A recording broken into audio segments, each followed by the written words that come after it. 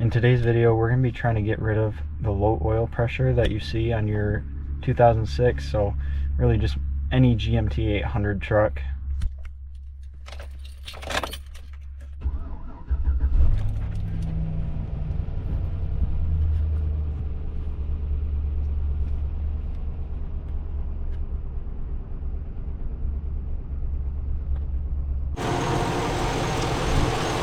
Might be able to hear it ticking a little bit. It's not too bad, so I haven't fully been worried about it, more so worried about the low oil pressure down there, so I'm gonna have to drop the pan and fix that. Oil pickup tube is typically the issue on those. But as you can see down there, well, you probably can't see it, but I have a broken bolt for the rear bolt in that manifold, as well as that one. So I'm hoping that's what the ticking noise is, but we're gonna have to figure that one out because it's been running for who knows how long with low oil pressure.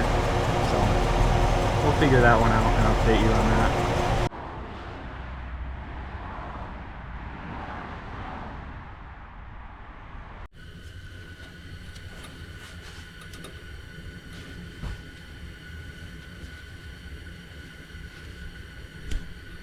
So this was our issue right here.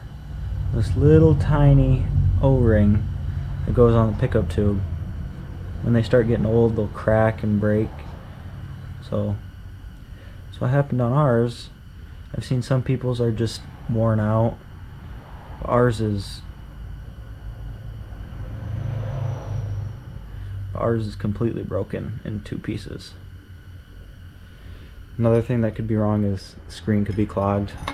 Ours looked fine, but I just bought the whole kit to replace the pickup tube and the O-ring.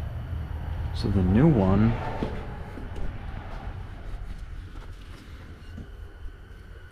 is what it's supposed to look like.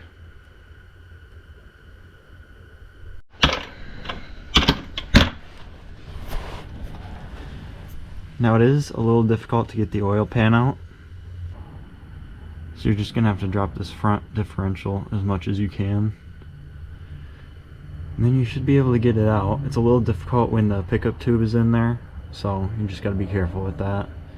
And this connector that goes into the oil pan, careful with that one so you don't break it and have to rewire the whole thing like somebody else did. Here's the first cold start after we replaced that O-ring and pickup tube.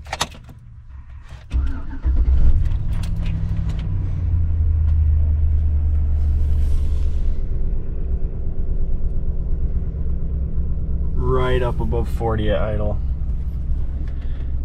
So if you're having problems with low oil pressure on your 5.3, this would be a good place to start. In my case, this was the problem with that O-ring. As you can see, I probably attached photos.